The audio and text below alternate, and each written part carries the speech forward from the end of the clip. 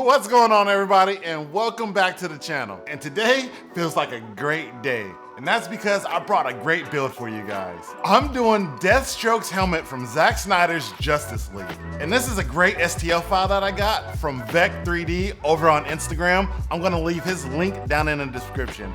So in this video, I'm gonna be doing something that I haven't tried before, ever. And that is using real carbon fiber to put on Deathstroke's helmet.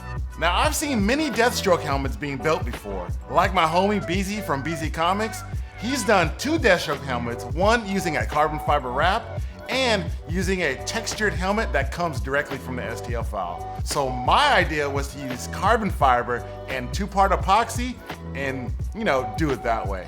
Later on, we're gonna be priming and sanding this helmet just like I normally do in my other videos, as well as paint this and give it a nice clear coat for that great shine. So without further ado, let's just jump right into this build. There's a part on the helmet that's protruding. That's what I'm gonna carbon fiber, just this little part right here.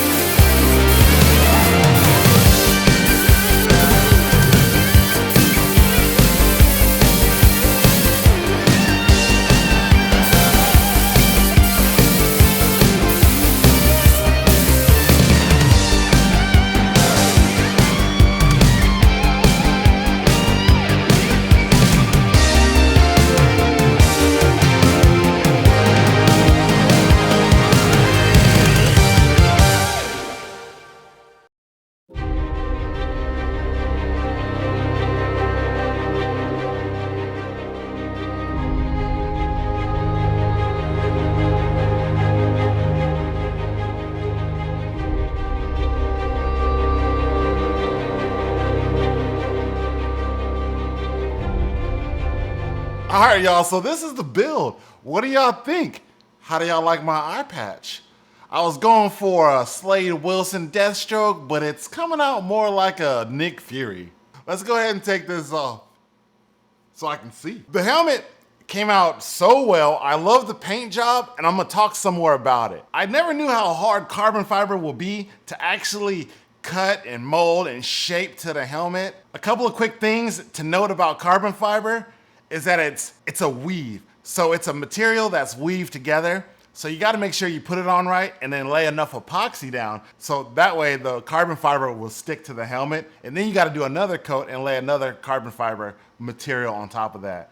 I only did one coat, so I wish I kinda did two this time. So after I applied the carbon fiber, we went ahead and approached the helmet like I do any of my other helmets. I have a deep dive breakdown of how I do my helmets in the video down below, and we'll go ahead and post it in the description as well. So just to run over it real quick, I did a first pass with 80 grit sandpaper, then bumped it up to a 120 pass.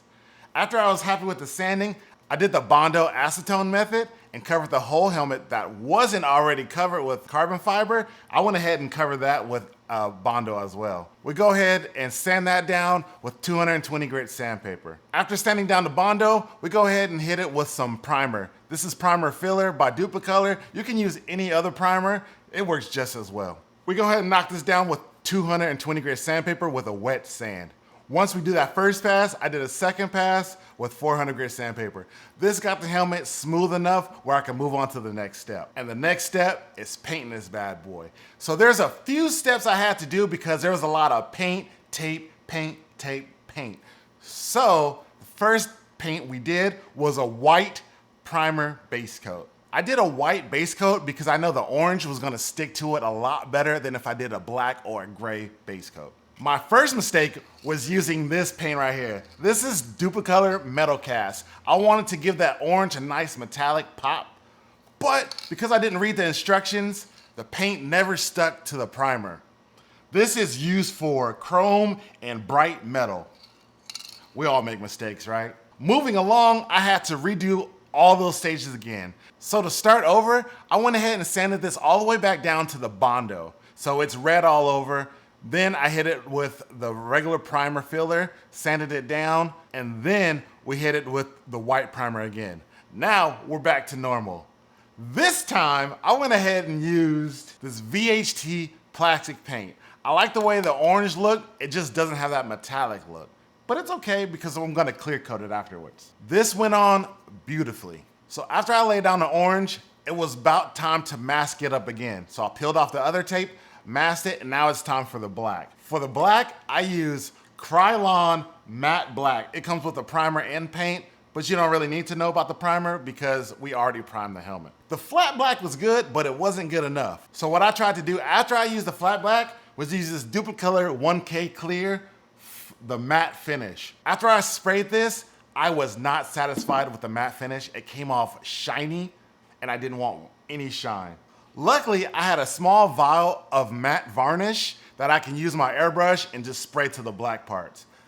That made it come out perfect. So on top of the flat black paint, I went ahead and used a matte varnish from Vallejo. In between each paint session, I went ahead and let it cure for 12 to 24 hours just because I knew I was gonna add more tape. I didn't wanna peel any paint off. Once I was done with that last paint job, I went ahead and taped everything that was matte off because I'm gonna use a 2K clear coat and just airbrush all this on top of it. That's gonna give it this extra shiny finish that you see on it right now. And it looks amazing, trust me. I love the way the 2K clear comes out. I will always invest in an HVLP gun, HVLP. I would invest in an HVLP gun and an air compressor when it comes to clear coating your helmets. You will not be disappointed. Once I peeled the tape, I knew I was gonna have some spots here and there that were messed up that I'll have to go in and detail. So that's what I did. I used a little brush, a little bit of extra paint, and went and detailed all the little extra detail pieces. That way it'll come out exactly how I want it to look. With the helmet fully painted, now it comes to add the little elastic bands on the back. Now, Deathstroke has come to life.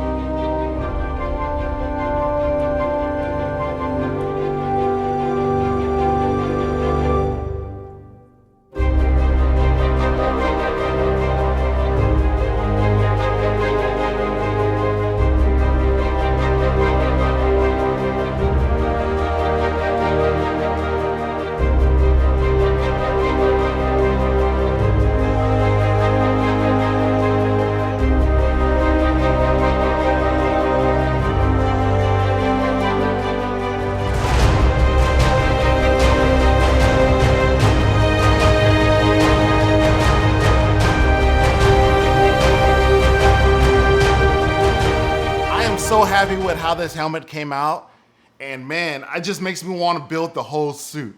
So if you think I should build the whole suit and then do a nice Deathstroke cosplay, leave it down in the comments. Tell me what you think. But I really think I'm gonna do it. Next, I'll be doing his actual swords, his katana and his little Deathstroke sword. So be tuned and subscribe so you can see that. If you like this video, please go ahead and hit that like button, subscribe, and turn on that bell notification so you can see the next upload. I appreciate you guys so much for tuning into my videos, my live streams. Everything that I do is because of you guys, and I'm gonna continue making great content and great helmets. If you have an idea of what helmet I should do next, go ahead and put that down in the comments as well. If you guys wanna watch a video on how I do these helmets with a complete detail, click on the link right here. You guys have a great rest of your day. God bless y'all. Peace out.